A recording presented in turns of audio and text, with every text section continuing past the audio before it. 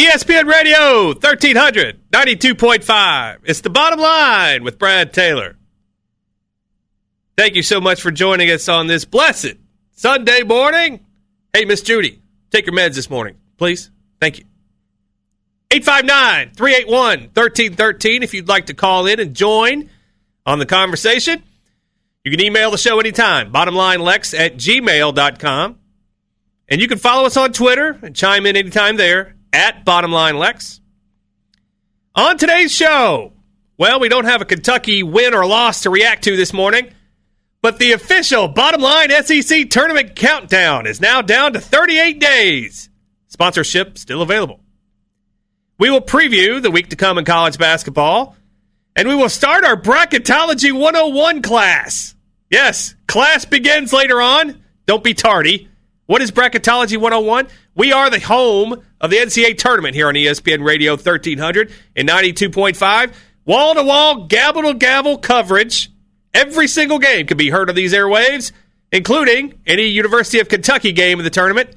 Insert joke here. So to get you ready, we'll have a few little tips the next few weeks leading up to the tournament so you can finally collect from your man or win your office bracket pool that you've been losing for years to Marge from accounting, who can't tell a basketball from a pumpkin. We had a huge trade in the NFL last night, which to us was very one-sided short term. And we will jump on a few early thoughts regarding the Super Bowl next week. And, of course, the most profitable segment in Lexington radio, our Mac Daddy Stogie Picks, coming off yet another successful week. All this and much, much more coming up on today's edition of Lexington's fastest-growing sports talk radio show. But first, conspiracy theories. Man, I love a good conspiracy theory. I'll eat those up and I'll spit them out anytime. Anytime you bring them up to your friends, you get all kinds of curiosity and looks and laughs. People laugh at you. Some people think you're really on to something. Some people think you're just on something, if you know what I mean. But I'm going to list 3 names for you. Tom Brady, Michael Jordan, Muhammad Ali. What do those 3 guys have in common? All 3 are considered the best to ever play their sports. The GOAT has become a part of the lexicon in recent years. We used to refer to a GOAT as someone who ruined a sure win for the team. Not the greatest of all time. GOATs from the past, not the greatest of all time, but what we used to refer to as GOATs, like Bill Buckner, letting a ground ball go through his legs in 1986. And the fan at Wrigley Field, Steve Bartman, interfering in a pop-up to ruin the Cubs' chances of winning the World Series of 2003. Those are considered GOATs, people to blame for your defeats. By the way, quick aside, Steve Bartman, the guy who tried to catch that foul ball at Wrigley Field, best disappearing act in the history of mankind. The media has offered him bajillions of dollars to do an interview. He's turned every single one of them down for 18 years now. Last time anybody saw him was that night 18 years ago. If you walk past him right now, even if you were walking the streets of Chicago looking for him, you wouldn't know if he walked right past you. Talk about GOATs. Bartman has the best disappearing act ever. He is better than an FBI witness protection program. They couldn't do a better job, but I digress. So the GOAT is now considered the greatest of all time. Tom Brady, Michael Jordan, Muhammad Ali. They're all the GOATs of their respective sports, allegedly. So why are they important today? Because all 3 were involved in big-time conspiracy theories. And who doesn't love a good conspiracy theory? I do. Most sports fans have several of them. Some of them warranted, some of them just plain, simple, crazy talk. But even the greatest of all time sometimes have had to overcome controversy. Tom Brady had not just 1, but 2 major controversies in his days at New England. How do we know they were major controversies? Because they ended in gate. Anything ending in gate has to be a conspiracy, right? Spygate in 2007 when the Patriots were videotaping the Jets' defensive coaches, allegedly. Of course, the NFL punished the Patriots and then conveniently destroyed the evidence. Deflategate in 2015 when Tom Brady allegedly requested the footballs to be deflated below regulation so he could throw them better. And, of course, when the NFL started their investigation, Tom Brady just happened to conveniently destroy his cell phone that had damaging evidence on it. And he was suspended 4 games the next season.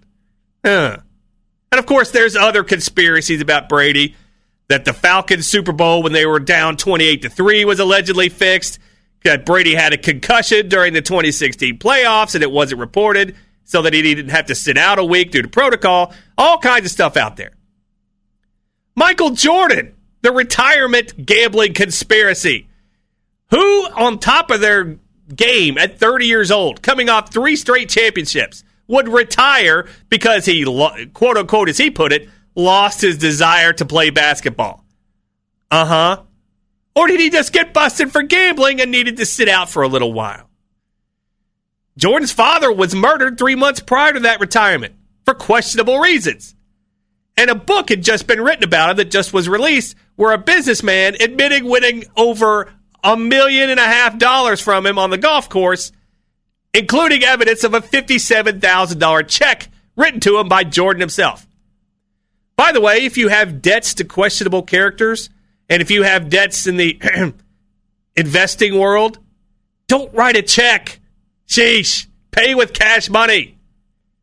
Of course, in 1993, when Jordan retired, the NBA was investigating, using that term loosely, his gambling habits. But this hard-hitting investigation was mysteriously dropped after Jordan's shocking retirement in 1993. Of course, this was all addressed during the Last Dance documentary last year that everybody watched, because we had just gotten put on quarantine for the COVID virus, and that's the only thing anybody had to watch.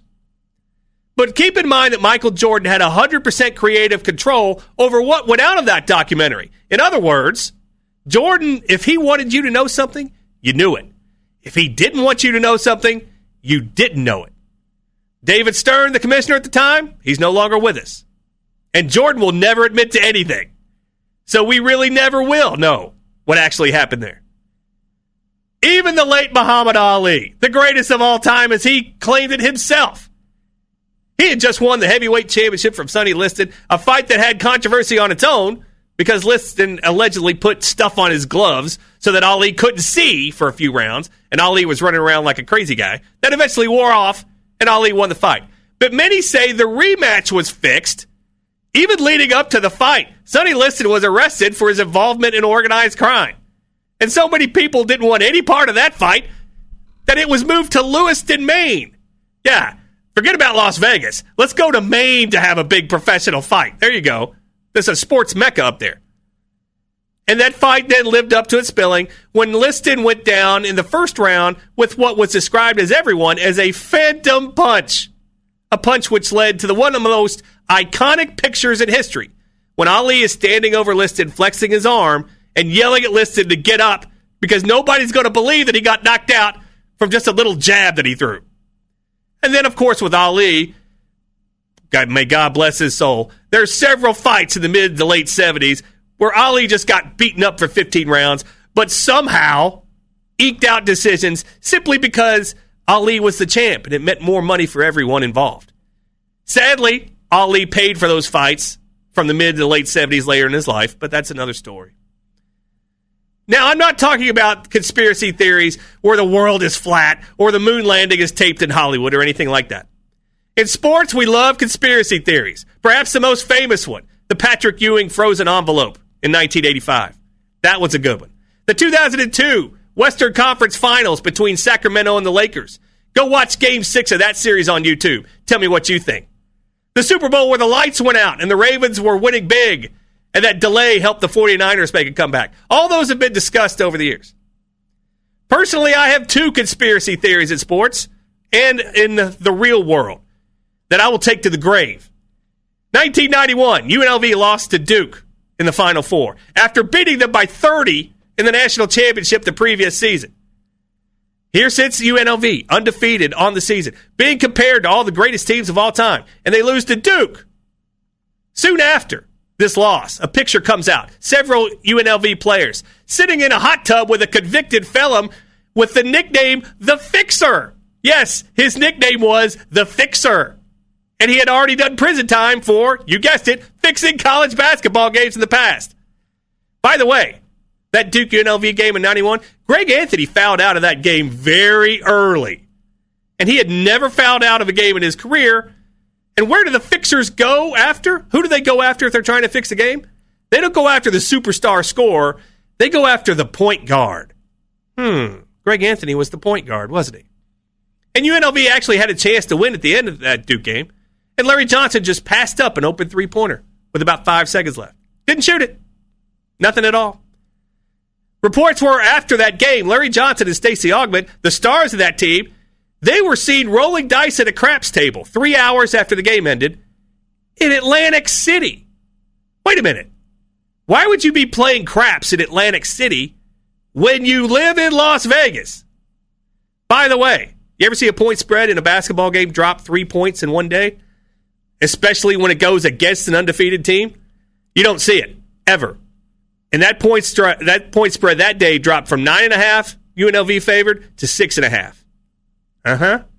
Oh, by the way, sports betting was only legal in 1991 in Las Vegas. And you're telling me the locals wouldn't support their own team out there and let that point spread drop 3 points in one day? There's also buzz that UNLV was going to boycott that game due to the way they'd been treated by the NCAA because UNLV had been put on probation going into that season.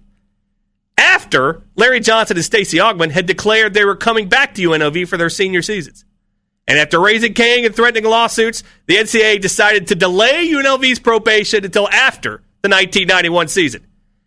Interesting how that worked out, huh? So that's my favorite sports conspiracy theory that's never discussed. Lots of unanswered questions there. I even have one in the non-sports world right now. It's in game shows, of course. I take care of my mom sometimes, and when we're together at 7 o'clock on the weeknights, you know what we watch? We watch Wheel of Fortune. But I started noticing something on Wheel of Fortune. When time is running out, they do something called the final spin. Pat Sajak spins the wheel, and whatever it lands on is the value of each letter going forward with 1,000 added. My thing is, Pat Sajak's been hosting that show for 38 years. 38 years! You don't think he sits around spinning that wheel for slaps and tickles between show tapings? Just to prove to people he can hit the $5,000 spot whenever he wants? Hey, stagehand, watch this. I can hit 5,000. Boom. You don't think he does that? Of course he does. So when he prepares for this final spin, you see Sajak. He looks around that wheel.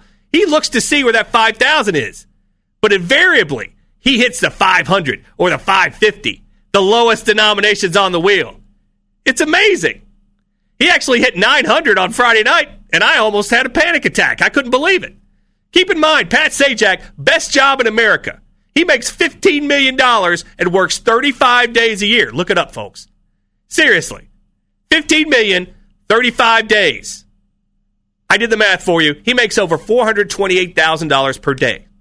Best job in America. Name a job better than that one. Sajak could hit 5,000 anytime he wants to on that wheel, and he never comes close. Check it out next time, I'm just saying. But Sajak has the best job in America. I digress. What does all this have to do about sports? What are you talking about? Transfer that to Friday afternoon when the news came out that Kentucky had canceled their game against Texas due to COVID concerns.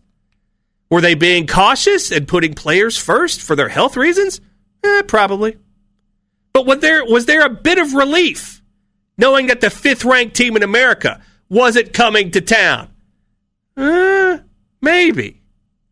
Texas and Kentucky had two common opponents this season, North Carolina and Kansas. Kentucky lost to both of those teams. Texas defeated both of those teams, including beating Kansas in Kansas by 25 points. If they won at Kansas by 25, how many could they beat Kentucky by? But the conspiracy theorist in me had to ask, as soon as I heard that news Friday, was this cancellation really 100% COVID-related? Has anyone on the team actually tested positive? Or was it just a little bit of John Calipari not wanting another home loss added to his ledger? Does that make me a bad guy for saying that out loud? Does it? Or am I just living up to my reputation as the outsider heel of Lexington radio? Just trying to be the troll of the hometown fans because I can? No, not this time. Was Kentucky going to win this game? Well, they had a chance. Not a good one, but they had a chance. Ken Pomeroy had Texas winning by 4. The odds had not come out for this game yet when it was canceled, so we don't know what the Desert had to say about it. And Texas was still playing, although their coach, Shaka Smart, had already been diagnosed with the COVID earlier in the week. He was diagnosed on Monday. His team played on Wednesday night. And Kentucky will point to conference protocols being different in the SEC and then in the Big 12. But despite a 48-hour lockdown, it appears Kentucky will now play their SEC games this week.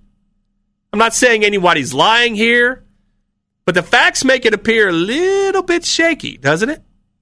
If Kentucky had lost to Texas, they'd be 5-11. But there's no coming back from 5-11. Heck, there's no coming back from their current record, 5-10. Jay Billis of ESPN came out on Saturday and said that the cancellation of the Texas game just cost Kentucky its only chance of making the NCAA tournament. Only chance? Does Billis know something that we don't about the SEC tournament? That we've been promoting for weeks on this show as the only ticket Kentucky has to make it? But here's what Billis had to say about the whole situation with Kentucky canceling against Texas. It was not just a make or break, it was their only chance. And Billis went on, then they'd have to have some high-value targets and beat those teams as well. But they've got a lot of teams that aren't that highly rated coming up on their schedule. It was a long shot no matter what, but losing this opportunity hurts. It's better than playing a game than losing it, but it's not much better. Aha! Did you hear that? It's better than playing a game and losing it. And the numbers said they were going to lose it. So was Calipari just dodging Texas? Or was he just trying to keep the health of his players in order? Duke threw out most of their preseason schedule, and it looks like now they're going to make the NCAA tournament with a record just over 500. Last week, Joe Lunardi had Kentucky 88th on his list of tournament teams, and that's 20 short of making it. A win over Texas would have helped tremendously, but I don't care who you are. A 5-10 record is not close to making any tournament. You have to wonder now, if Kentucky doesn't make the NCAA tournament, would they accept a bid to a fringe tournament like the NIT, the CIT, the CBI? I don't even know the name of some of these tournaments they have now. Whatever they play just to make a couple of dollars in the postseason. I doubt Kentucky would accept it, but that's just me. Because why would Calipari want to play those games? Kentucky only has 3 games remaining now against ranked opponents, and 2 of them are coming up this week. Ken Pomeroy now has Kentucky projected to a 10-14 finish, 9-8 in the SEC. After this week, the schedule eases up a little bit, but let's say they do run the table by some miracle. They'd finish 14-10. How many 14-10 teams make the tournament as an at-large team, even in a pandemic? It's SEC tournament or bust. Period. But let's look at the big picture. What does the Desert think about Kentucky right now? They're 100-1 to win the national championship out in the Desert. 12-1 to win the NCAA tournament. It's another blue blood team in desperate need of a transfusion. So hold off making the donation to our friends in the Desert by putting your hard-earned money on Kentucky. The priority, if you're going to take the SEC tournament, look at Alabama. They're still at about 5-1 to win the conference tournament. But those Bama odds are going to get worse before they get better. Let the public bettors be intrigued by that 12-1 UK SEC tournament number because they're high on pedigree and low on cohesion. In other words, anything on Kentucky's future right now is nothing more than being a delusional homer. And that's the bottom line. But let's look ahead and try to handicap Kentucky's games for this week if they're actually played, but it appears they will be. Kentucky travels to number 12 Missouri on Tuesday night. Is Missouri for real? Well, they're number 12 in the AP poll, but are they a fraud? They're ranked 38th in the Ken Pomeroy ratings. Missouri, 11-3 on the season, 8-6 against the spread out in the Desert. Missouri's 3 losses have all been decent losses at Mississippi State, at Auburn, and at home to Tennessee, but they got revenge by going to Tennessee and defeating the Vols. Missouri also has 2 other impressive wins over Illinois and Oregon, 2 tournament teams. Quanzo Martin is the Missouri coach. Controversy seems to follow him anywhere he goes. In his 3 previous coaching stops, he never stayed more than 3 years. Was he running from something? From someone? The NCAA? Who knows? But this is his 4th year at Missouri. And in his days at Missouri, Quanzo Martin at home is 28-20 against the spread. That's 58-3. When he's a home conference favorite in the SEC, 10-9 against the spread, including 1-0 this year. And yes, Missouri will be favored to beat Kentucky in this game. Quanzo Martin in Missouri was a 2.5-point favorite over Kentucky 3 years ago in Missouri. And Missouri won that one by 9. And we've covered Calipari's road woes in the SEC as a road underdog. He's 7-14 against the spread in that spot, including 1-2 this year. Ken Pomeroy says Missouri wins this game 69-65. If Kentucky's getting more than a possession in this game, they might be worth a look.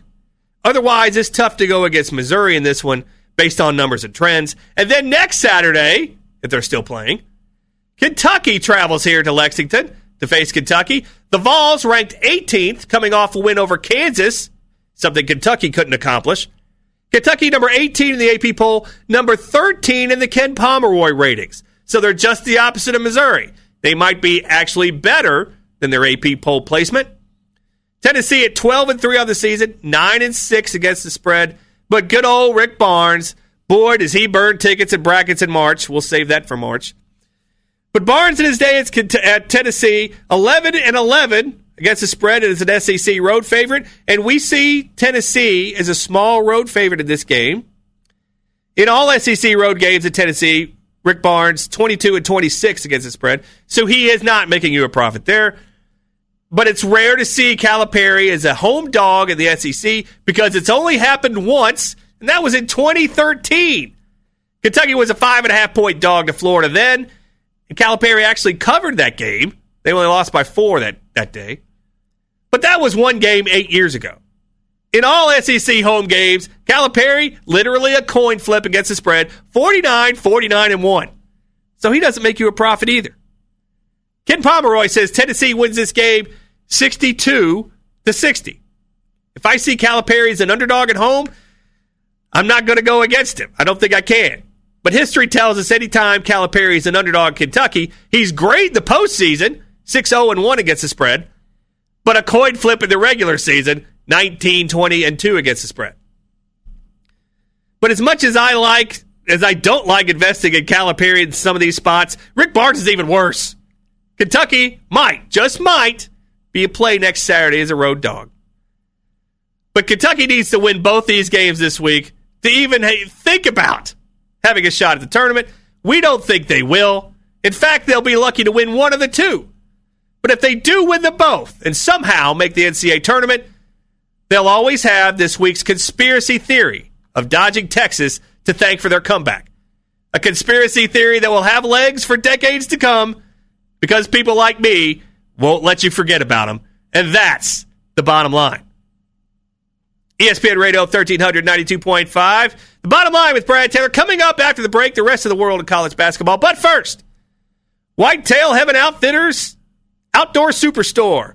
They were opened on Black Friday to raving reviews. They had a huge Christmas sale, but now they're overstocked. So if you've got a fisherman or a hunter in your life, you need to get to the Whitetail Heaven Outfitters Outdoor Superstore right now because all their overstocked merchandise is on sale.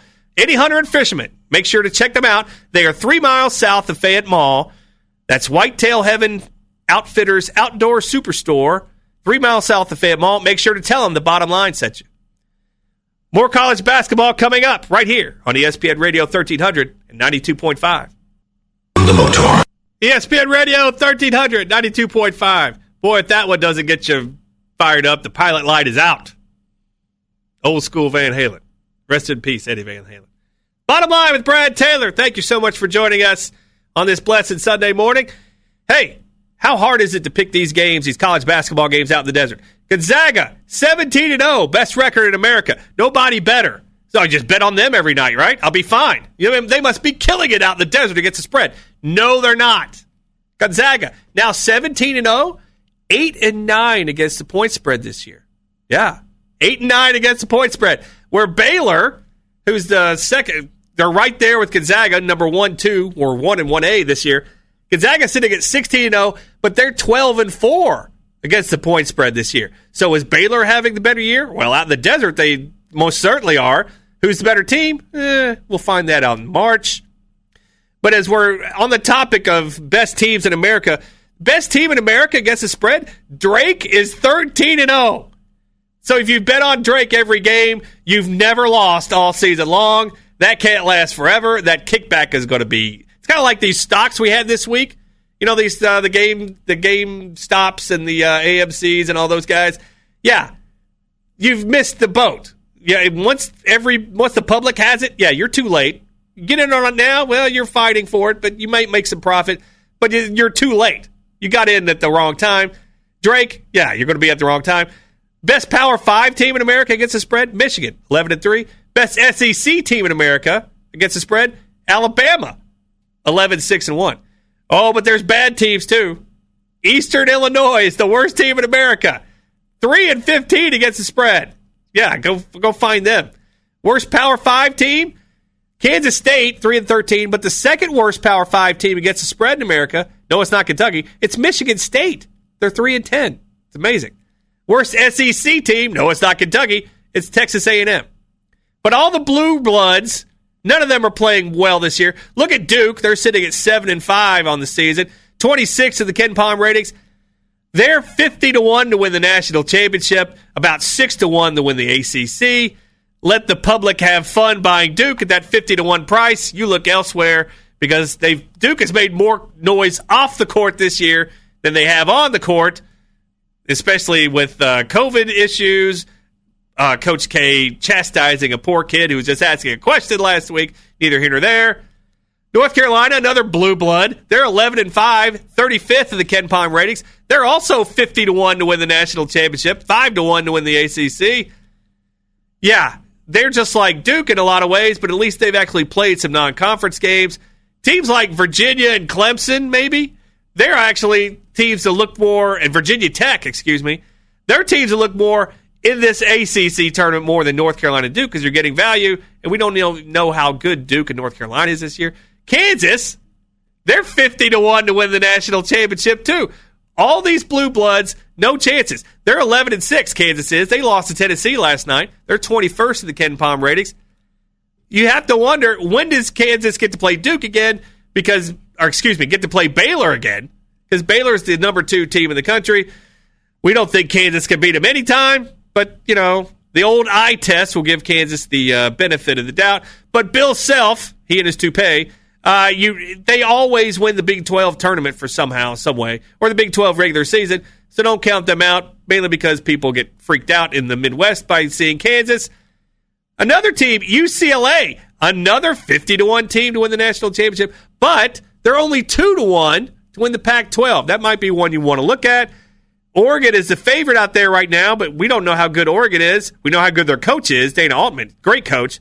But Oregon has been on the COVID bandwagon for the last couple weeks. So, yeah, maybe today is the time to get on UCLA, 13-3, 34th in the Ken Palm ratings. So all the blue bloods this year, all of them, North Carolina, Duke, Kansas, UCLA, all struggling this year. Now, everybody has theories. It's the COVID. It's the season big, shorter, and whatever. Yeah, but it's no coincidence that Kentucky, UCLA, Kansas, North Carolina, Duke all struggling this year, while the unknowns, the not usual teams at the top, Gonzaga, Baylor, teams like that, dominating. But in this spot, we're going to look at our unranked traps. It's America's fastest growing game show sensation. Why? We were 4-0 in this spot last week, and the pick is we're picking lower ranked or unranked teams against higher ranked and big boys of the world. Last week, we went 4 out of 4. We had West Virginia over Texas Tech. We had Illinois over number 4, Iowa. We had unranked Duke over Clemson. We said they would be favored, and they were, and just tell you to lay the points, and they won that game huge. And we had unranked Purdue over number 17 Minnesota last night. 4-0 last week. So we're, like we say, if you like cashing tickets, stay tuned. If you like being a loser, just ignore us because it's tough. It's tough making you people money all the time. But follow these teams this week, and you'll do quite well. Number 25, Louisville, will travel to unranked Syracuse on Wednesday night.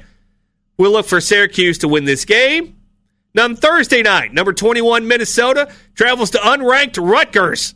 Of course, Rutgers is unranked, but they were ranked earlier this season. I don't know how. But Rutgers will take down little Richie Pitino on Thursday. Saturday, we have two for you. We have Illinois over Wisconsin, number 14 in America. Illinois will win this game. Illinois might be favored here. Just go ahead and lay the points with Illinois. And we just mentioned them. Number 23, UCLA, will play unranked USC. Give us USC in this one. Give us the Trojans. Those are your unranked traps for the week. Syracuse over Louisville. Rutgers over Minnesota. Illinois over Wisconsin.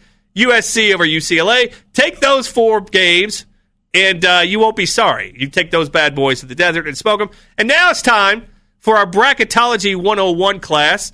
Leading up to the NCAA tournament, how do you fill out your brackets? What's little tricks you could use? What are things that you could just say, oh, okay, now whether you're Johnny 7 trying to cash tickets out in the desert or you're Marge from accounting trying to win your $2 office pool, doesn't matter. We're going to help you make a profit this March on the NCAA tournament. And of course, you can listen to every game live here on ESPN Radio 1392.5, even the ones Kentucky might be playing in. Please hold back your laughter. Okay, 35 years in the NCAA tournament, and the tournament has always had this 1 versus 16 format, and going back and forth. But sometimes you see the lower seeds favored over the higher seeds. In other words, when the last 15 years, it seems very simple, but it runs out year after year. Last 15 years, if you see a 10, an 11, or a 12 seed, they have been favored in the first round 26 times. That's almost 2 times a year. That a 10, 11, or 12 seed will be favored in the first round over a much better seed. When you see that, the lower seeded team that's favored, they win the game 73% of the time. That's 19-7. That's very good when you have a 10, 11, or 12 winning 73% of the time. And those teams are 17-9 against the spread out in the desert. That's 65%. So when all the talking heads like the Greg Gumbels of the world, by the way, will someone put us out of our misery and replace Greg Gumbel on the NCAA tournament coverage? Please go away. Anyway, the talking heads will be shouting from the mountaintops, oh, what a huge upset it was when that 11 beat the 6. No, it wasn't. Because in the desert, our friends out in the desert just shake their heads because it wasn't really an upset. It's a simple concept, but you'd be shocked how many times people just go straight by the seeds in games like that when picking their brackets or picking against the spread because the squares walk into the sports book out in Las Vegas. Hey, I've got the 6 over the 11 seed. The 6 seed's an underdog. Boy, look at all the value I'm getting. No, you're not getting value. Believe me, the odds makers out in the desert, they don't make mistakes. You might think they do, but they don't. So yes, that's the desert telling you who the better team is. When you see the 12 favored over the 5, and it happens, that's the desert telling you who the better team is. And don't go against the desert, especially when picking your brackets. And in a spot like that, take them against the spread too. So it may only be January 31st, but it's never too early to get ready for the NCAA tournament. Our first tip, look at the 10, 11, and 12 seeds out in the desert. If any of them are favored, take them, both in your brackets and against the spread. That's your tip for today. That's the bottom line. Coming up after the break, the Super Bowl is set, and we have a huge quarterback trade and the most profitable segment in Lexington Radio, our Mac Daddy Stogie Picks. But first, one of my favorite days of the year, February 15th. Why? Valentine's Day is over. But if you have to get something for your significant other, and knowing a lot of men out there, you have to, or else you're in the doghouse for a long time, make sure to check out our friends at St. John and Myers Jewelry. They're the best in the business, offering high-class jewelry in Central Kentucky. Lewis and the staff out there at St. John and Myers, the perfect place to get your significant other what he or she deserves this Valentine's Day. They're located at 198 Moore Drive, and if you go to their website, stjohnandmyers.com, that's spelled S-T, johnandmyers.com, they're offering a special Valentine's Day promotion. And make sure you tell them you heard it on the bottom line. That's stjohnandmyers.com for their big Valentine's Day giveaway. Make sure to tell them the bottom line sent you. Big bucks, no whammies. After the break, right here on ESPN Radio 1300 at 92.5. ESPN Radio 1300, 92.5. It must be Van Halen Day. Sean C. must have had Van Halen in his mind today. I feel like I'm watching the 1984 Cubs take the field. Oh, not many people will understand that reference, but a few will. It's The Bottom Line with Brad Taylor. Thank you so much for joining us on this blessed Sunday morning. Hey, big trade in the NFL last night. Matthew Stafford goes to the Rams for Jared Goff, 2 first-round picks, a third-round pick, and who knows what else. Total panic move of desperation by the Lions and the Rams, if you ask me, the Rams don't even seem to care about having first-round picks in the NFL draft going forward. The last first-rounder they had was Jared Goff in 2016, and the next one they will have, barring a trade, is in 2024. The Rams totally gave up on Goff, the former number 1 overall pick, and a guy who led them to the Super Bowl just 2 years ago. So what happened in such a short period of time? From Super Bowl quarterback to now traded for a bag of magic beans. It was obvious his coach, Sean McVay, was sick of this guy, just wanted to move on, and he got his wish, and he found a sucker team that was willing to take on that contract of Goff's, making over $100 million starting last year, which is outrageous considering, he's not a very good quarterback. Jared Goff ranked 22nd in the Pro Football Focus ratings as quarterback this year. Matthew Stafford, though, was 14th. And all he had to do was just go to his ownership, say, hey, I want out of Detroit. And Detroit says, okay, we'll trade you for a worse quarterback who's making more money. There you go. That's why the Detroit Lions have never made the Super Bowl. And we're playing, the 55th one this year, I think? Super Bowl 55? They've never made the Super Bowl. They've won one playoff game in 55 years. Yeah, that should tell you something about that franchise right there. Yeah, people are saying Matthew Stafford, who's 16th overall in career passing yards in the NFL. Oh, he's a future Hall of Famer. Don't get started on that stuff. Then we're going to get into that Eli Manning, Phillip Rivers, Matt Ryan debates. Don't even think about going there today.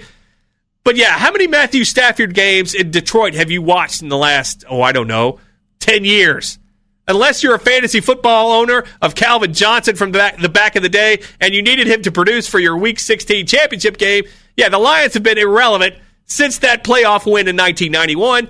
Only one team in the NFL has a playoff game win drought longer than the Lions. Yeah, it's the Bengals, who haven't won a playoff game since 1990. Short-term winner? Yeah, it's the Rams. They get the better quarterback of the deal. Long-term, you have to think maybe it could be the Lions because they get all those draft picks. But we have seen, history tells us what Detroit does with draft picks, and it's never a good thing. So, yeah, the Rams probably win this deal unless the Lions get, the equivalent of Bo Jackson in their draft picks. But, of course, the Lions will find some way to screw that up. But who cares about that trade going forward? That's next season. We're still on this season, the Super Bowl, set and ready for next week. Tampa Bay will be hosting the game against Kansas City. I'm not sure why we still have this bye week in between weeks of the Super Bowl and the championship games. It's archaic and old school, but who cares?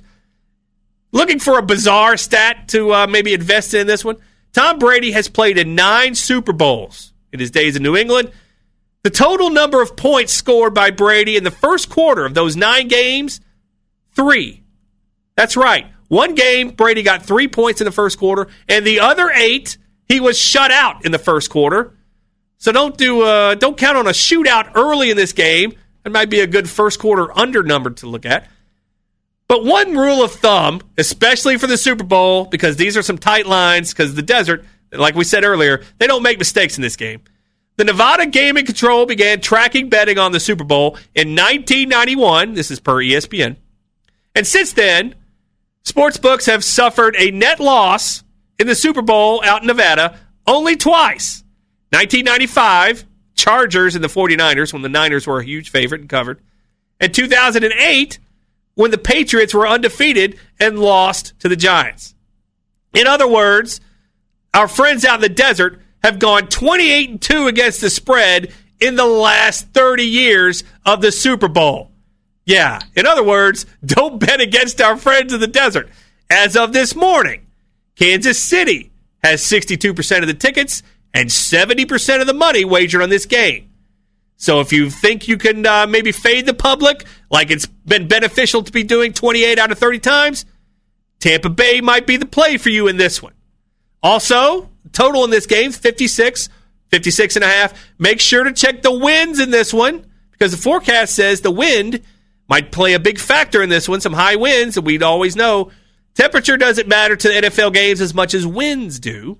So if you see a wind of maybe 10 miles an hour or higher, look to take the under. So as of this moment, I'm leaning to take Tampa Bay getting the points and under the 56. If the game were played right now, but a lot can change between now and next week. And on this show next week, we'll have our Super Bowl preview with our picks on the game, our favorite props, and we might even have a special guest join us to talk about the game. We'll look out for that. But our Mac Daddy Stogie picks carry on, even without the NFL. There's 2 college basketball games among ranked teams today. Michigan State, a 7.5-point underdog to Ohio State. No way that line would be this high if this game was played a month ago. But Michigan State has had 2 big issues. 1 with the COVID. 2, they're not that good. And we've been preaching on this show all season, actually, that they're a bit of a fraud. And they'll be payback by not going with Michigan State soon. Don't think it'll be today, though. Ohio State wins. That's a big number. I don't think I'd touch that one. But a game we will touch today. SMU is getting 11 points at Houston. Wait as long as you can to take this one because everybody is on Houston right now. It's almost as if Phi Slamma Jamma has come back. Akeem Olajuwon, Clyde Drexler, all those guys, they're back. Houston's been great this season. 14-1 straight up, 11-4 against the spread, and they're 5th in the Ken Pomeroy ratings right now. Can't go against them, right? Well, SMU, they haven't been bad themselves. They're 9-3, but they're not good against the spread. So they've been good, but they haven't been good against the spread. So the expectations for them are high. Our friends out in the desert think that they're a good team. That's what that tells you. SMU 52nd in the Ken Pom ratings.